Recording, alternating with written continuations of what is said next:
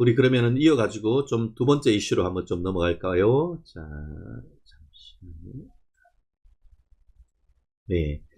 그러면은 국민의힘 경선 열차 드디어 시작됐습니다. 오늘 1차 토론회가 이루어졌고, B조 2차 토론회가 내일 오후 2시에 있는데요.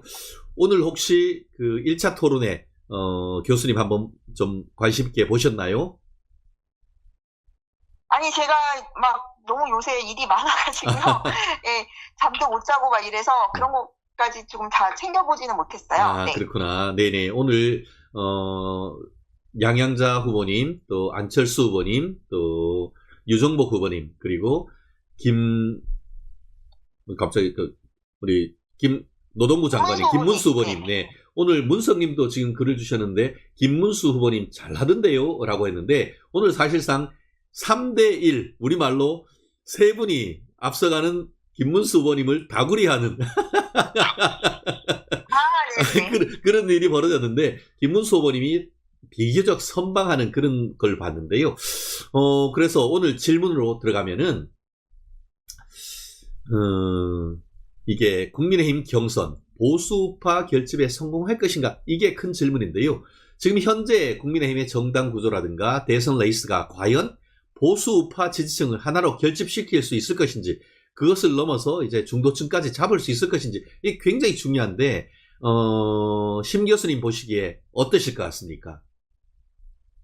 근데 이제, 네, 그 결집의 문제를 보면은 일단 지금 김문수 장관으로 제가 보기에는 친윤 쪽은 새가 결집될 것 같고요. 한동훈 씨 쪽으로 그 반윤 쪽에 그 새는 결집될 것 같아요. 그래서 지금 보면 굉장히 저는 이거를 지도부가 뭐 의도하고 이렇게 했는지 모르겠는데, A조, B조의 그 팀 구성도 굉장히 그 김문수와 한동훈을 돋보이게 해주기 위한 구성이라고 저는 좀 계산이 깔려있다고 보여지거든요. 그러니까 A조에서 보세요. 1대3이죠. 김문수 장관님만 친윤이죠. 그러니까 약간 그 그림이 김문수 장관님은 이제 친윤의 대변자로 만들어주는 거예요. 그림이. 근데 B조도 보십시오. 그러니까 안철수는 이제 A조에 가 있잖아요. 근데 B조도 보면은 친윤 쪽 세 분이죠. 이철우, 그 다음에 그 나경원, 그 다음에 또 누구 계시죠?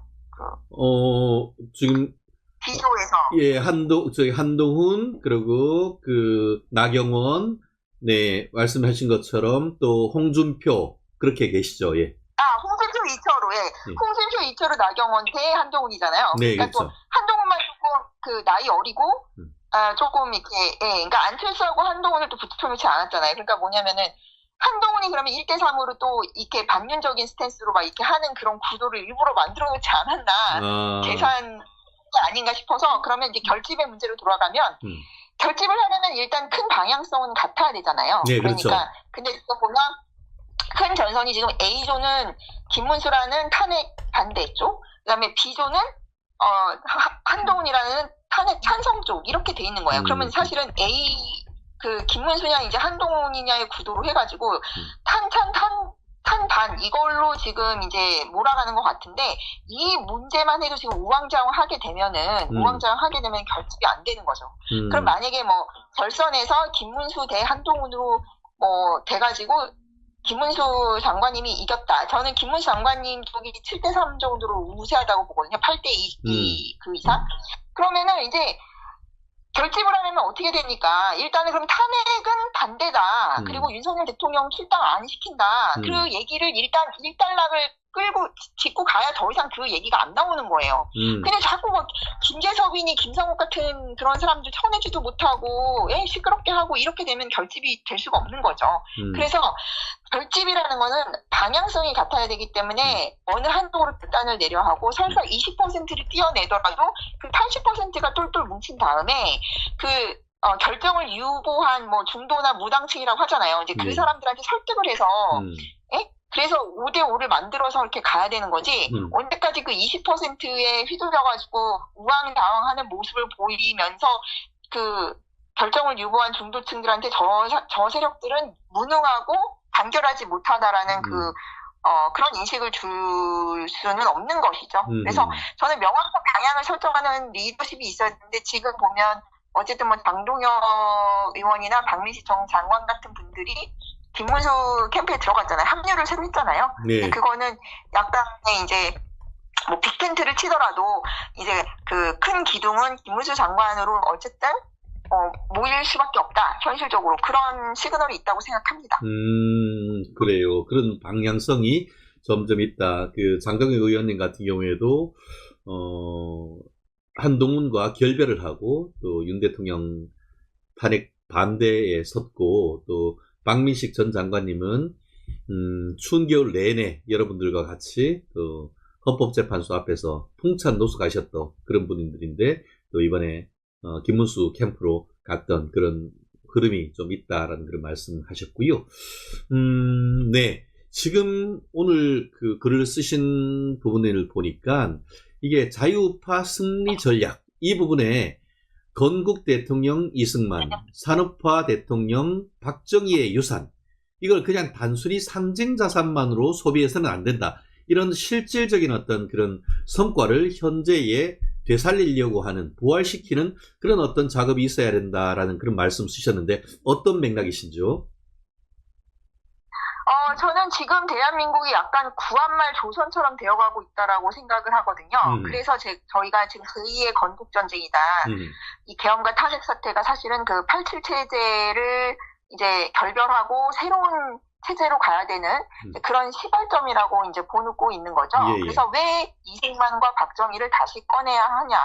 그러면은 이승만 때 이제 체제가 성립이 됐고, 박정희라는 어떤 그 당시에 젊은 군인 집단, 군부 엘리트가 이제 개발 독재를 통해서 우리나라의 지금 물격 토대를 다 이뤘고 그 기반 위에서 민주화도 이루어진 거잖아요. 네. 네, 그래서 새로운 이제 건국의 어떤 그 제2의 건국에 준할 정도로 저는 지금 국제 정세가 상당히 심각하다고 보고 있는 거예요. 그리고 지금 87체제라고 대표되는 그 여의도 기득권들 있잖아요. 네. 여의도 기득권들이라고 하면은 지금 이제 정당의 기득권들도 마찬가지고 정당의 기득권 포함해서 그런 언론계, 그렇죠? 언론계라든지 그런 뭐 인플루언서들까지 해가지고 그 여의도 기득권들이 지금 국제 질서와 단절되고 또 대중 민심과도 괴리되고 있잖아요. 그런 점들이 정말 구한말에 정권 투쟁, 자기들의 이권 투쟁, 권력 투쟁만 몰두하다가 몰락한 그런 왕조 정치, 사대부 정치를 보는 느낌이 들기 때문입니다.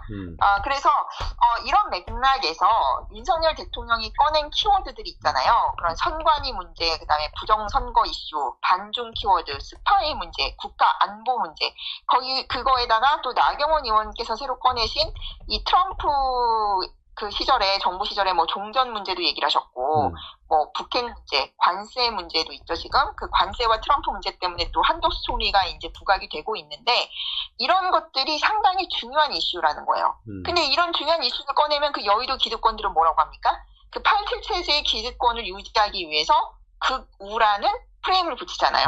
그렇죠. 네. 그래서 예, 저는 지금 그 극우라고 불리는 그 대중 민심이 거의 50% 과반에 이르고 있고 그것이 어떤 새로운 바람인데 그 윤석열 대통령께서 뭐 그 전한길 선생 만나가지고 바람을 보라고 했다고 하지 않습니까? 그것은 대통령으로서 그 저 산꼭대기에서 모든 이 휘몰아치는 이 국제 정세의 변화 속에서 이 몰락해가고 있는 87 체제를 그 위에서 보셨기 때문에 할 수 있는 말이에요. 그러니까 여기도 기득권들은 바람을 보고 있지 못한 거죠.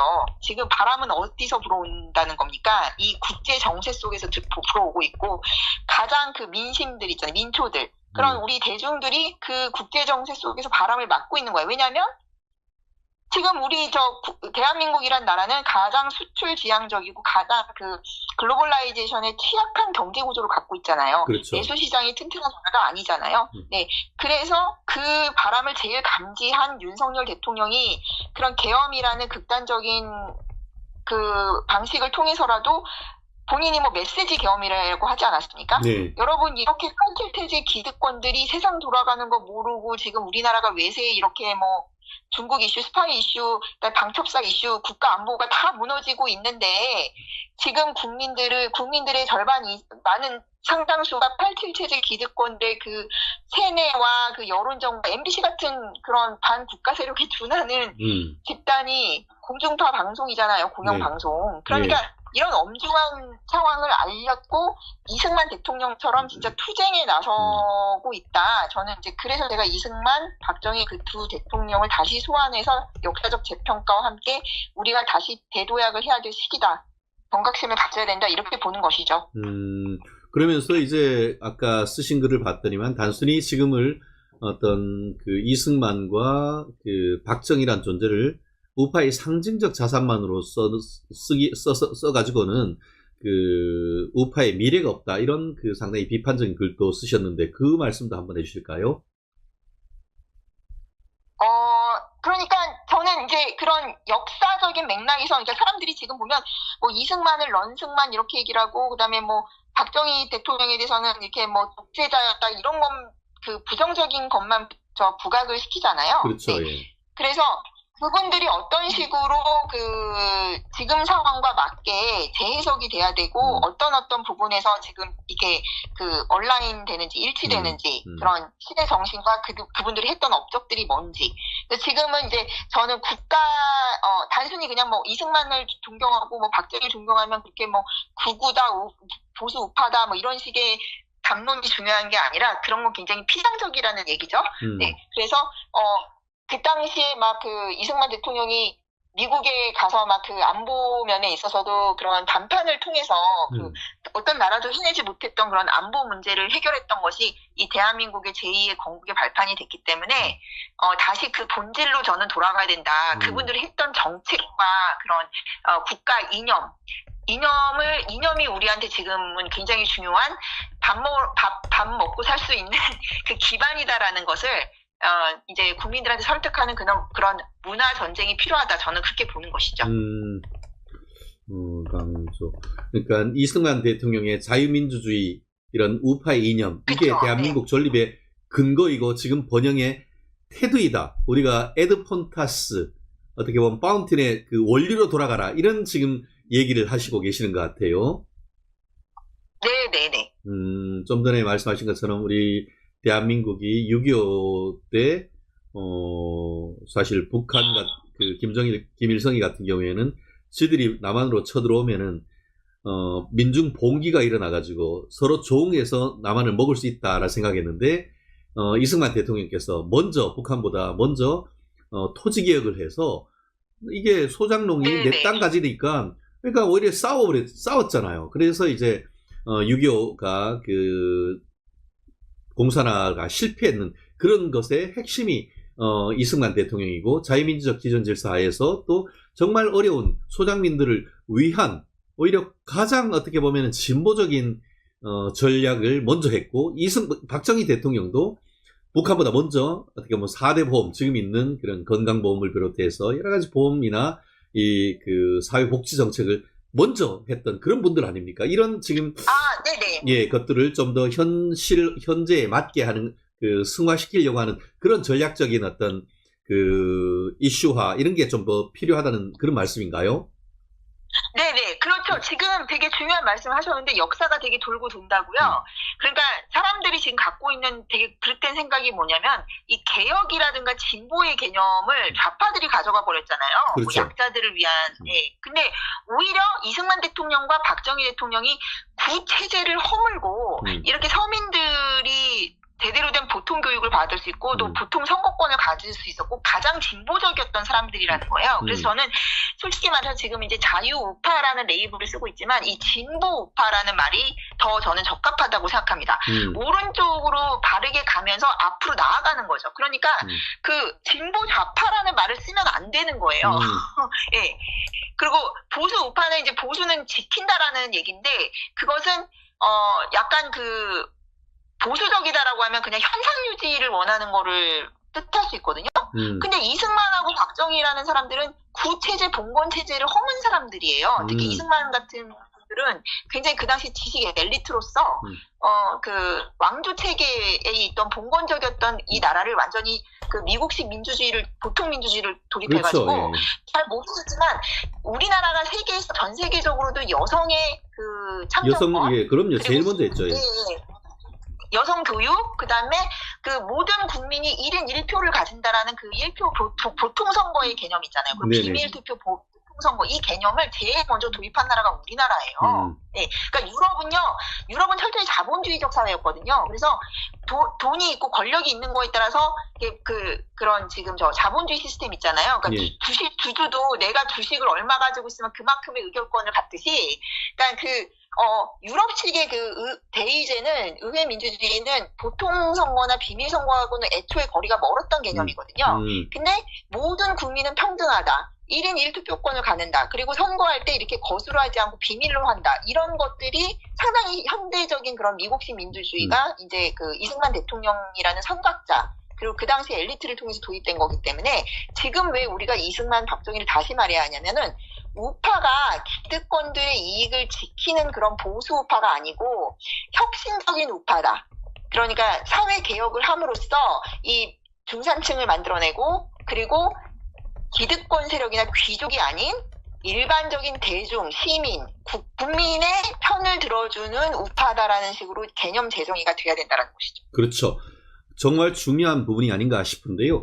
지금 사실 지금 얘기하신 것처럼 중산층이 두터운 사회, 실질적으로 부시, 그러니까 처음 아버지 부시 같은 경우에는 중산층이 두터운 사회, 그래서 누구나 자기 집이 있고 아이들을 대학까지 졸업시킬 수 있으며 집에 자동차 한 2대가 있어서 또 그러고 주말에 이게 외식까지 할 수 있는 그런 부분, 그러면서 자기 집이 있는 사회, 이거를 소유권을 우리가 영어로 오너십, 그래서 오너십 소사이어티, 요걸 키워드로 만든, 그래서 중산층을 두텁게 이런 부분을 강조했고, 그걸로 해서 사실 미국의 공화당의 집권을 이뤄냈던 그런 부분 아닙니까? 저는 이런 걸 보면서 미국의 어떻게 보면은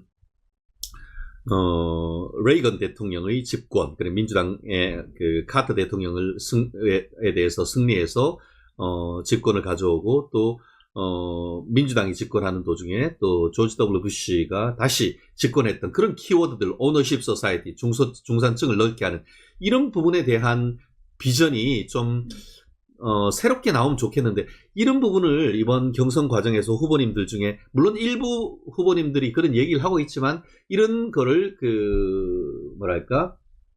여의도 연구원이라든가 이런 부분에서 잘 개발하지 못한다는 그런 답답함이 있는데, 신 교수님은 어떻게 생각하시나요? 지금 이제 전반적으로 가장 문제는, 2가지인 것 같아요. 지금 경선판을 이끄는 게 정책이 왜 보이지 않냐면, 일단은 탄핵 인용이라는 엄청난 쇼킹한 그런 이벤트가 있지 않았습니까? 그런 사건이 있었기 때문에 2가지가 있는 거죠. 윤석열 대통령이 던졌던 충격파와 아젠다가 너무 컸기 때문에 그거에 대한 이 많은 사람들의 분노와 경악이 있고, 그것과 맞물리는 정서가 이재명 포비아거든요. 네, 그래서 그런 엄청나게 지금 사람들이 정서적으로 많이 조금 피폐해져 버렸다고 해야 되나요? 허탈감과 패배감과 분노가 많기 때문에 사실 정책 이런 것들이 잘 들어오지 않고 사람들이 뉴스에 관심을 꺼버리고 이렇게 되는 거예요. 그러면서 이제 그런 감정적인 것들이 많이 올라오다 보니까 차분하게 이성적으로 우리가 중산층을 키우기 위해서는 어떻게 해야 된다, 등등등의 이제 그런 정책 이슈들이 다 묻혀버리는 거죠, 사실은. 그래서 애초부터 저는 얘기를 했던 게, 후보분들한테 이제 전략을 제가 직간접적으로 드린다면은, 그냥 윤석열 대통령을 구심점으로 해가지고 지지층을 뭉쳐서 이재명 포비아를 해결할 수 있는 전략들을 제시하면 정치와 전략이 같이 갈 수 있었거든요. 그러니까 정치와 정책이. 그러니까 항상 보면은 정치라는 거는 정치와 전략이 같이 이렇게 온라인돼서 이렇게 뭉쳐져야 가는데, 정치가 기반이 되지 않으면 정책은 아무런 쓸모가 없습니다. 왜냐하면 사람들은 저 정책을 실행하기 위해서는 강력한 정치력이 있어야 된다는 것을 잘 알고 있거든요. 이번에도 보시면 KBS 수신료 분리 징수에 대해서는 엄청난 대중들의 선호도가 있었던 거예요. 제가 여의도 연구원에서도 KBS 수신료 분리 징수는 반대할 사람이 아주 없는 거예요. 그러니까 정치적으로도 아주 주요한 유효타이기도 하고 정책적으로도 유효했는데, 이번에 저 여의도 기득권들이 심지어 국민의힘 20몇 명까지 이탈을 해가지고 그거를 굳이 그렇게 했는데 다시 또 돌려놨다는 거 아닙니까? 그렇죠. 네. 정치력이 무너지니까 그런 거예요. 윤석열 대통령을 지키지 못했기 때문에 그런 거예요.